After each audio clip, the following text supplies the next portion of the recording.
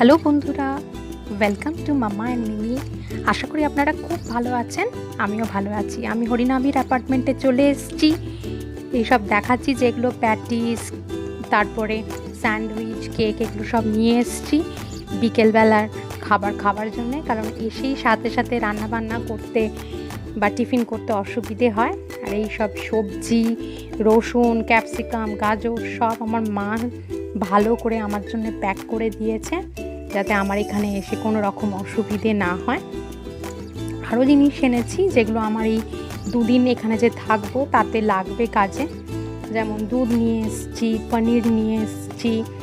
আর আমরা এমনিতেই মাছ মাংসটা একটু কম খাই, সেই জন্যে এই সব ভেজ জিনিসপত্র আমাদের একটু লাগে বেশি করে। তারপরে এই কর্ন নিয়ে এসেছি, সুইট কর্ন বয়েল করে নুন দিয়ে খেতে ভীষণ ভালো লাগে। তো এই সব টুকটাক জিনিস নিয়ে এসেছি। এগুলোকে এখন আমি সব ফ্রিজে ঢুকিয়ে রেখে তারপরে বিকেলের একটু খাবার খাবো।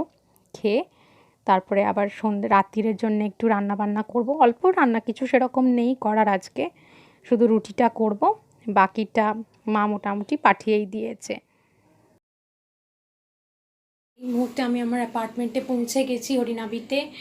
আর পৌঁছে যাওয়ার পর এখন নিচে খেলছিল মেয়ে, খেলার পর এখন ঘরে এসেছি। ঘরে এসে ওকে খেতে দিয়েছি, ও খাচ্ছে, একটু টিভি দেখছে। আর সাথে আমিও খাবার নিয়ে বসে পড়েছি। আমার জন্য আমি নিয়ে এসেছি চিকেন প্যাটিস। আর মেয়ে আধা কেক খেয়ে আমাকে দিয়ে চলে গেল, বলে পেট নাকি তার বাস্ট করে যাবে, কেক খেয়ে নাকি পেট বাস্ট করে। খেয়ে কেমন খেতে, দারুণ খেতে। বিস্কুট ফার্ম থেকে এই কেকটা ট্রাই করে দেখতে পারেন, ভালো কিন্তু খেতে।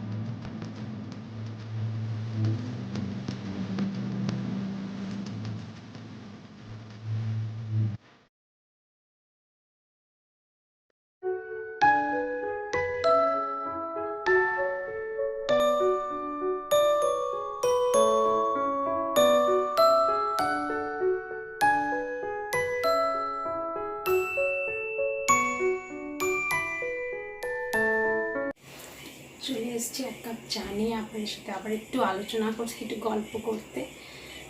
চা খেতে আমার ভীষণ ভালো লাগে। আমি অ্যাকচুয়ালি যখন চাকরি করতাম তখন দিনের মধ্যে অনেকবার চা খাওয়া হতো। আর আমাদের অফিসের যে ভেন্ডিং মেশিন ছিল তাতে চা এত বাজে চা বেরোতো আর কি, মানে এসে তাদের চা খাচ্ছি, কফি খাচ্ছি, কী খাচ্ছি বোঝা যেত না। তাই জন্য আমরা মাঝে মাঝেই অফিসের কাজের ফাঁকে আর কি নিচে গিয়ে, আমার অফিস ছিল 10 তলায়, সেক্টর 5-এ আমার অফিস ছিল। আমি কলেজে পড়াতাম MBA স্টুডেন্টসদের। তো আমার 10 তলায় অফিস ছিল। তো 10 তলা থেকে 1 তলায় নেবে সেক্টর 5-এ প্রচুর চায়ের গুমটি আছে, ছোট ছোট চায়ের দোকান আছে। যারা সেক্টর 5-এ যান বা কাজ করেন তারা জানবেন। তো সেই চায়ের গুমটিতে আর কি চা খেতাম গিয়ে। অফিসের অনেকেই যেত, কারণ প্রথমত হচ্ছে সেই সব অফিসগুলোতে সেন্ট্রাল এসি থাকে।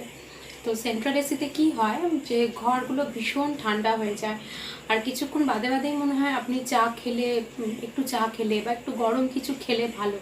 তো সেই জন্যে কফি খেলে ভীষণ কনস্টিপেশন হয়। যাদের কনস্টিপেশনের প্রবলেম আছে তাদের কফি একদম মানে কম খাওয়া ভালো, কম না খেলেই ভালো। কনস্টিপেশনের যাদের প্রবলেম আছে, এটা আমি আমার নিজের ব্যক্তিগত অভিজ্ঞতা থেকে আমি বলছি যে কনস্টিপেশন যাদের আছে তারা যদি কফিটা অ্যাভয়েড করেন ভালো। কিন্তু আবার শীতকাল এলে সবার একটু কফি খেতে ইচ্ছে হয়। তো আমাদের ভেন্ডিং মেশিন থেকে কফিটা মোটামুটি খাওয়ার যোগ্য বেরোতো, কিন্তু চাটা মানে যাচ্ছে তাই ছিল। তো সেই জন্য আমরা নিচে গিয়ে বেশিরভাগ সময় চা খেতাম। তো এখন এই সন্ধেবেলাতে এখন চা খাওয়াটা অনেকটাই কমে গেছে আমার।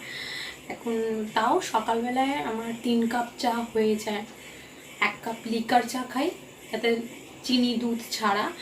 আর বিকেলবেলাতে 2 কাপ, 1 কাপ লিকার 1 কাপ দুধ চা। তো আমরা এই বাড়িতে এলে, অরিনাবির বাড়িতে এলে আমি সাধারণত সকালবেলায় হয়তো খুব বেশি হলে 1 থেকে 2 কাপ, আর সন্ধ্যেবেলায় 1 কাপ চা খাওয়ায়।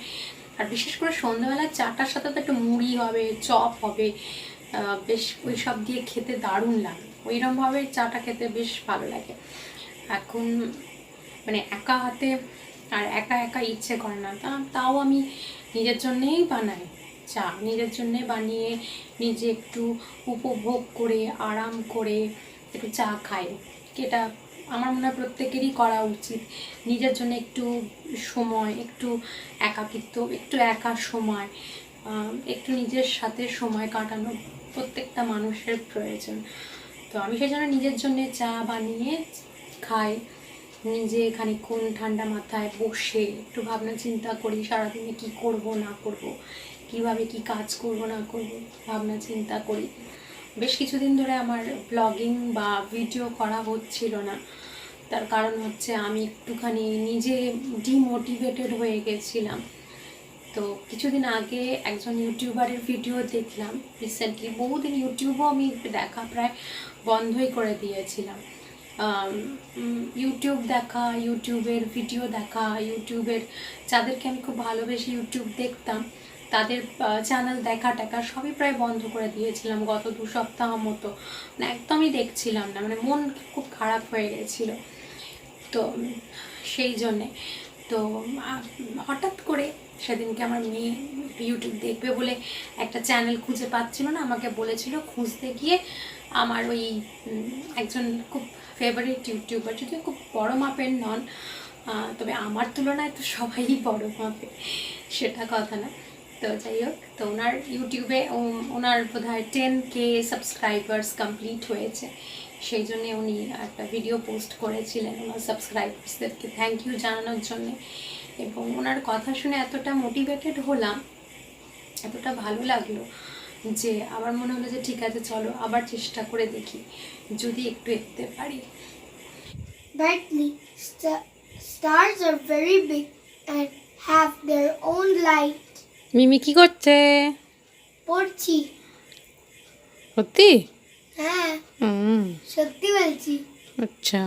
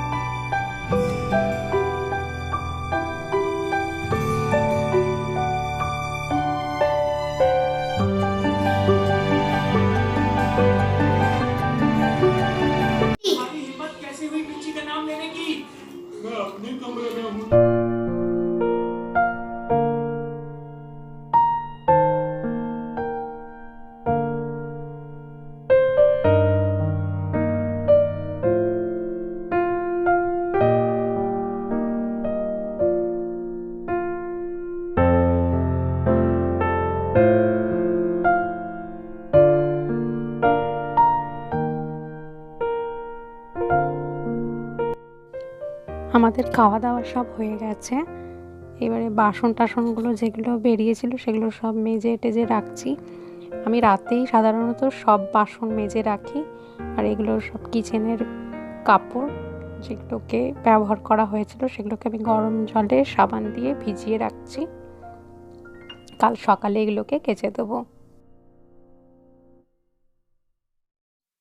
কিচেন পুরো পরিষ্কার করে ফেলেছি, দেখুন আমার কাউন্টার টপটা একদম নিট অ্যান্ড ক্লিন। আমি সাধারণত রাত্রির বেলাতেই কিচেনের সব কাজ শেষ করে রাখি, মানে বাসন টাসন যেগুলো থাকে প্লাস কিচেন কাউন্টার টপটা আমি পরিষ্কার করে রাখি, কারণ আমার সকালবেলায় ফ্রেশ পরিষ্কার কিচেন দেখতে ভীষণ ভালো লাগে। আর কিচেনের যত ঝাড়ন বা কাপড় যেগুলো আমি ইউজ করি পোঁছাপুছির জন্যে, হাত পোঁছার জন্যে, সেগুলো চেষ্টা করি ডেলি বেসিসে কেচে দেওয়ার, এবং রাত্রিবেলাতেই শোয়ার আগে ওগুলোকে আমি গরম জলে ভিজিয়ে দিই, দিয়ে রেখে দিই ওভারনাইট, এবং সকালবেলা উঠে ওগুলোকে আমি ধুয়ে নিই। বেশিরভাগ সময় এই ছোটোখাটো এই অল্প বিস্তর জিনিসপত্র ওয়াশিং মেশিনে দিই না, এগুলোকে নিজেই ধুয়ে নিই। আর বড় যেগুলো যেমন চাদর, পর্দা, এই জাতীয় জিনিসপত্র আমি ওয়াশিং মেশিনে ধুই, বাকিগুলো আমি হাতেই ধুয়ে নিই। তো আজকে ভিডিওটা এখানেই শেষ করছি। ভালো থাকবেন, শুভরাত্রি।